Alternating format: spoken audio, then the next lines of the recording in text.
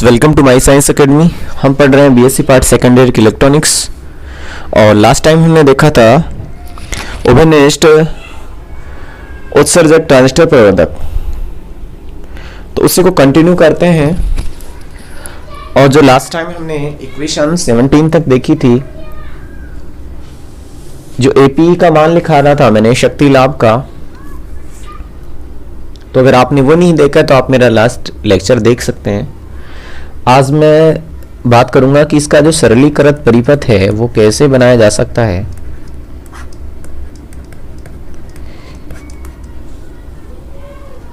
कि जब इसका एच प्रचाल का जो फॉर्मेशन हम कर रहे हैं, तो इसमें जो एच ओ ई है एवं एच आर ई है, इसका मान बहुत कम होता है। अब इसका मान बहुत कम होता है तो जब इसके हम प्रायोगिक गणना करते हैं तो उसमें प्रेक्षित नहीं हो पाता। इसलिए हम क्या करते हैं कि जो एच प्राचल परिपथ है उसमें एच ओ ई व एच आर ई है, कि जो एच ओ ई है वह एच आर ई है, इसे नगण्य कर देते हैं। तो जब इसकी वैल्यू हम नेग्लिजिबल कर देते हैं तो जो प्रवर्धक का हमें संशोधित रूप प्राप्त होता है, जिसे हम सरलीकृत प्रारूप कहते हैं, या सरलीकृत परिपथ या सरलीकृत प्रारूप बोल देते हैं।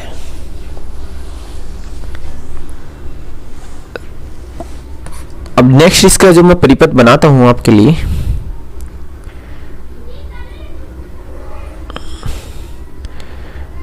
देखिए ये जो मेरे पास इधर होता था एच आई ई होता था, इधर मेरा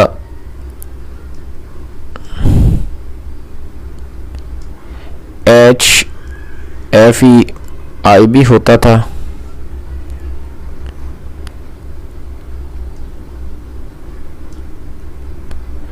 यहां मेरा लोड प्रतिरोध ZL होता था,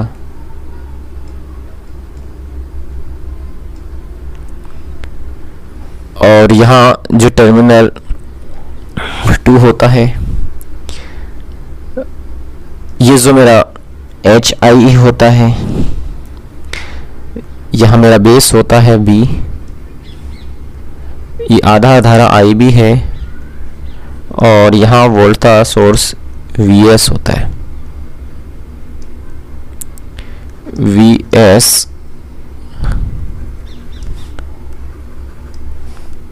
आधार धारा IB है, ये टर्मिनल 1 है, ये टर्मिनल 1 है। ये मैंने यहां से इसको अर्थिंग कर दिया।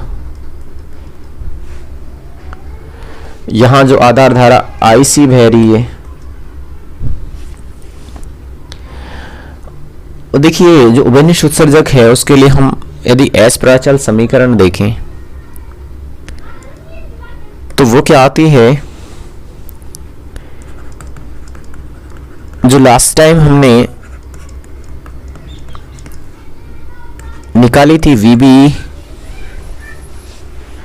जो वोल्टा के लिए, HIE into IB plus HRE into VCE। ऐसे ही जो IC आई थी HFE into IB plus HOE into VCE। अब देखो सरलीकृत जो प्रारूप बनाया है उसके लिए जो प्राचल समीकरण क्या होगी, कि जैसे मैंने आपको बताया कि जो HOE है और HRE है, इनकी यदि वैल्यू को मैं नेग्लिजिबल कर दूं तो यानी कि जो सरलीकृत प्रारूप है उसके लिए प्राचल समीकरण क्या होगी, H प्राचल समीकरण VBE equal to HIE into IB IC equal to H F E into I B, ये दोनों को नेग्जिबल कर देंगे तो ये पोर्शन नेग्जिबल होगा, तो ये केवल मेरे पास ही आ जाएगी। तो इस इक्वेशन 18, इसे इक्वेशन 19। अब नेक्स्ट देखिए धारा लाभ क्या होता है। धारा लाभ होता है निर्गत धारा और निवेशी धारा का रेशो होता है। तो ए आई इक्वल टू होता है आई सी अपॉन में आई बी। और देखिए इक्वेशन 19 से हम वैल्यू यहाँ रख सकते हैं इक्वेशन 20 में। तो देखिए नेक्स्ट क्या होगा कि जो ए आई है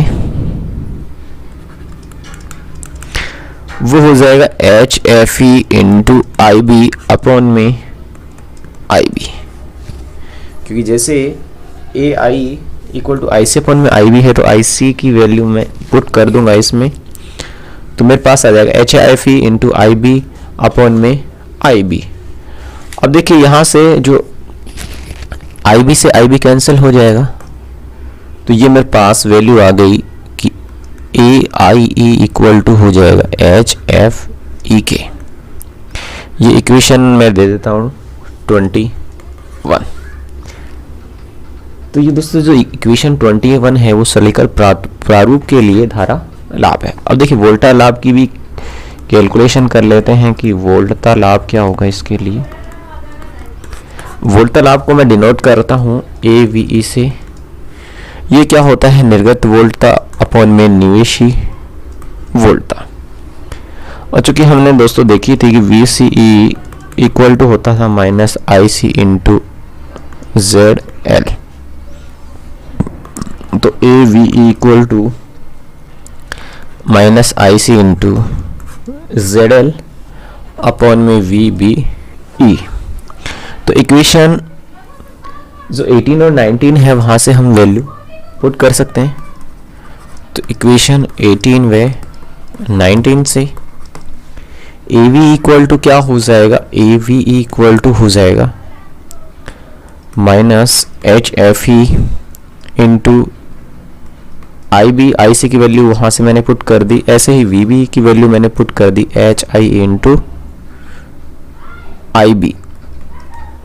देखो दोस्तों नेक्स्ट इक्वेशन में जो आई बी से आई बी कैंसिल आउट हो जाएगा, तो जो वोल्टा लाभ है ए वी इक्वल टू आ जाएगा minus H F E into Z L upon में एच आई ई।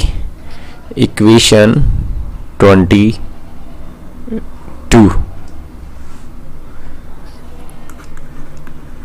जो इक्वेशन 22 है वो सलीकर प्रारूप के लिए वोल्टा लाभ को डिनोट करती है। अब देखिए नेक्स्ट मैं कैलकुलेट करना चाह रहा हूँ यहाँ निवेशी प्रतिबाधा जो जेड आई होती है उसको कैसे कैलकुलेट कर सकते हैं। तो देखिए निवेशी प्रतिबाधा जेड आई इक्वल टू होती है वी बी ई अपॉन में आई बी, यानी कि जो निर्गत वोल्टा यानी कि जो निवेशी वोल्टा है और जो निवेशी धारा है उन दोनों का रेशियो है। तो इक्वेशन 18 से मैं वैल्यू पुट कर सकता हूं कि जेड आई इक्वल टू हो जाएगा यहां से H I E into I B upon में आई बी। तो दोस्तों यहां से आई बी भी कैंसिल आउट हो जाएगा, तो यहां से जेड आई इक्वल टू हो जाएगा एच आई ई। तो दोस्तों ये इक्वेशन आ जाती है मेरी 23। और दोस्तों ये इक्वेशन जो निवेशी प्रतिबाधा के बीजीय व्यंजक को बताती है। इक्वेशन 13 निवेशी प्रतिबाधा के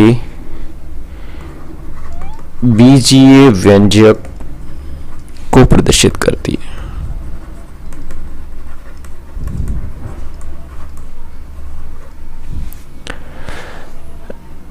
अब देखिए ये इक्वेशन 13 को मैं आगे यूज करूंगा, उससे पहले मैं निर्गत प्रतिबाधा ZOE निकाल लेता हूं कि जो निर्गत प्रतिबाधा है वो क्या होती है। निर्गत प्रतिबाधा अगर मैं जेड और ई की बात करूं तो ये क्या होती है, निर्गत वोल्टा अपॉन में निवेशी धारा। और इसकी वैल्यू हम जानते हैं कि वी सी ई की वैल्यू जो होती है minus I C into Z L होती है। तो Z O E equal to minus I C into Z L. तो यहाँ आई सी से आई सी यहाँ भी कैंसल आउट हो जाएगा, तो ये minus I C into Z L, sorry ये कैंसिल आउट हो जाएगा, यहाँ केवल जेड एल बचेगा, यानी कि जेड ओ इक्वल टू हो जाएगा माइनस जेड एल। इसको इक्वेशन में 24 दे देता हूँ। तो देखिए निर्गत जो प्रतिबाधा है उसका मान हम ज्ञात करने के लिए क्या करते हैं कि जो वोल्टा स्रोत है उसको हम आंतरिक प्रतिबाधा से रिप्लेस कर देते हैं, यानी कि जो निर्गत प्रतिबाधा है उसका मान ज्ञात करने के लिए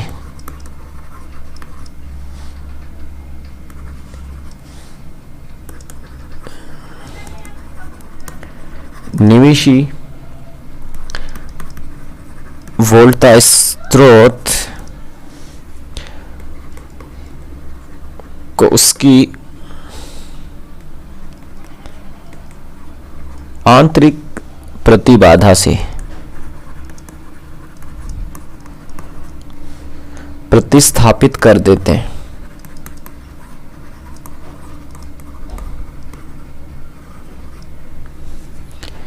यानी कि यह इस कंडीशन में वी बी इक्वल टू 0,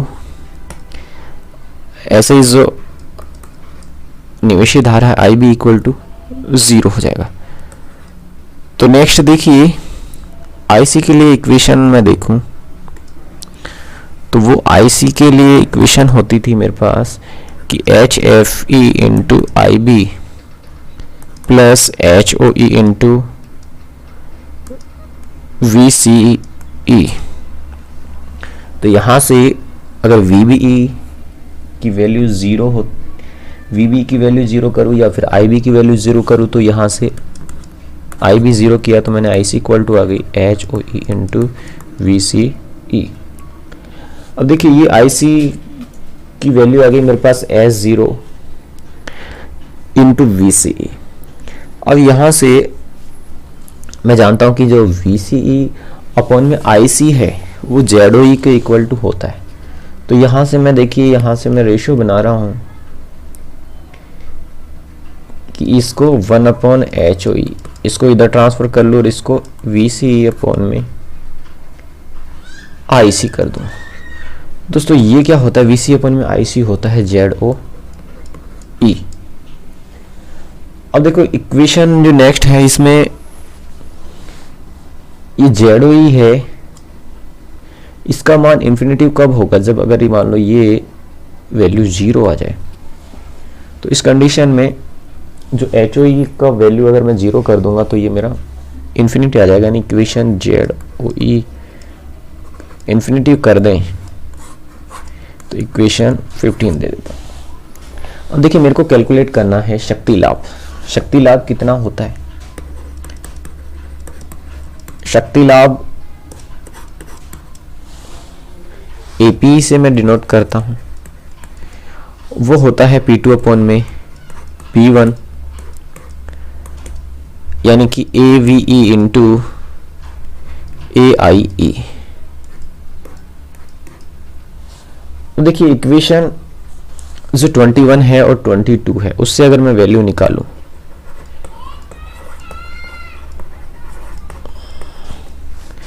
तो मेरे पास क्या वैल्यू आती है कि जो शक्ति लाभ है AP इक्वल टू हो जाता है minus H F E into Z L upon में H I into H F ई।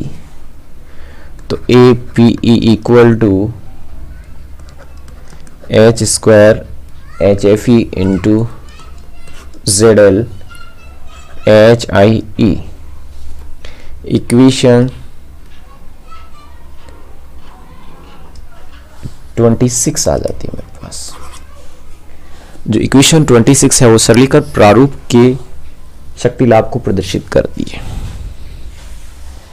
अब देखिए अंतर चालकता प्रारूप निकालते हैं कि जो हमारे पास एक तो निर्गत धारा और जो निवेशी वोल्ट है उसके अनुपात को हम अंतर चालकता कहते हैं। तो इसी में हमारा जो नेक्स्ट टॉपिक रहेगा कि अंतर चालकता प्रारूप कैसे निकालते। अंतर चालकता प्रारूप कि जो निर्गत धारा है और निवेशी धारा है, सॉरी निर्गत धारा और निवेशी वोल्टता के अनुपात को हम अंतर चालकता प्रारूप कहते हैं। और अंतर चालकता प्रारूप को हम GM से डिनोट कर देते हैं। तो यदि कोई जो सरलीकृत प्रारूप है उसको हम यदि GM के रूप में डिनोट करें तो देखिए क्या होगा। यदि हम इसको GM के रूप में डिनोट कर रहे हैं तो ये जो सरलीकृत प्रारूप है, यानी कोई जो सरलीकृत प्रारूप है उसको हम GM से व्यक्त करें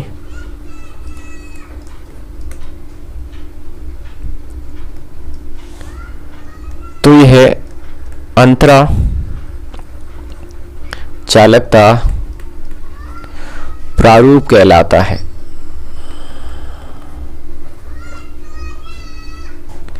अंतर चालकता प्रारूप कहलाता है। अब देखिए इसके लिए वैल्यू निकाल लेते हैं कि अंतर चालकता जो होता है वो निवेशी वोल्टता और निर्गत वोल्टता दोनों का रेशियो होता है। यानी कि जो अंतर चालकता है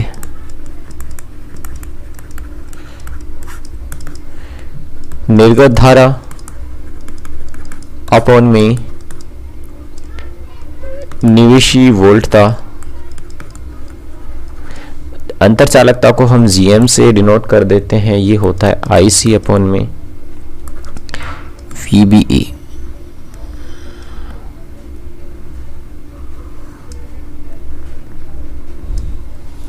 इक्वेशन इसको 27 बोल देते हैं। अब जो इक्वेशन 27 है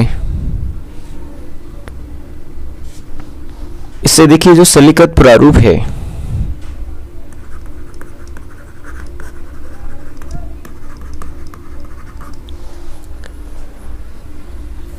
उसमें VBE equal to HIE into IB, equation 18 से मेरे पास ये आया था। ऐसे ही जो लास्ट टाइम हमने IC निकाली थी उसमें HFE इंटू IB जो इक्वेशन 19 से हमने निकाला था। अब इन दोनों को यदि मैं डिवाइड करूं, यानी ये निवेशी वोल्टता, ये मेरी निर्गत धारा, समीकरण 19 को 18 से विभाजित यदि हम करें तो क्या होगा कि जो IC अपॉन में VBE है इसका रेशियो मेरे पास आएगा HFE इंटू IB अपॉन में HIE इंटू IB। तो नेक्स्ट देखिए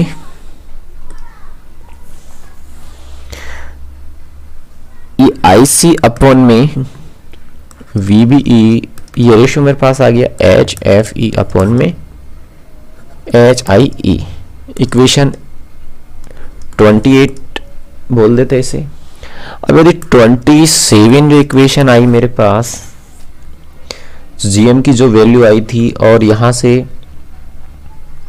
28 इससे मैं क्या बता सकता हूँ कि जो GM होता है वो होता है HFE अपॉन में HIE। इसे इक्वेशन 29 दे देते हैं। अब देखो जो इक्वेशन मेरे पास 27 है वह 19 जो इक्वेशन है उन दोनों को मैं यदि यूज करूं तो 27 है, वहां से ICU की वैल्यू होती है GM इंटू VB। तो GM into VBE equal to IC होता है। तो यहां से IC की वैल्यू मेरे पास अलग से इक्वेशन जो मेरे पास IC के लिए आई थी उसमें होती थी HFE इंटू IB। तो इस इक्वेशन को मैं दे लेता हूं इक्वेशन 13। ये मेरे पास IC इक्वल टू हो जाती है GM इंटू VB और इक्वेशन मेरे पास आ जाती है 13। अब देखिए यहां से मैं अगर धारा लाभ निकालना चाहूं तो उसकी मैं कैलकुलेशन कर सकता हूं।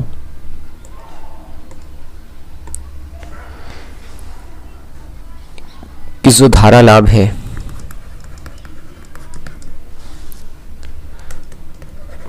समीकरण 21 से कि AIE इक्वल टू होता है HFE के।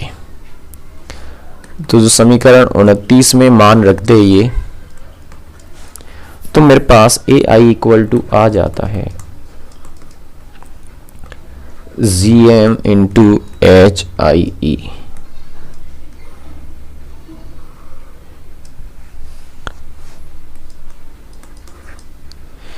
ऐसे ही जो वोल्टा लाभ है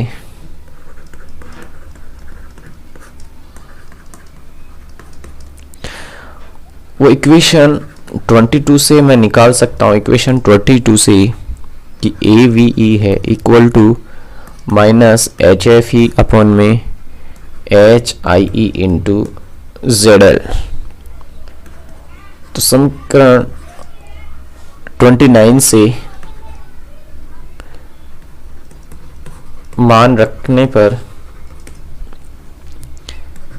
AV इक्वल टू होगा माइनस GM इंटू ZL।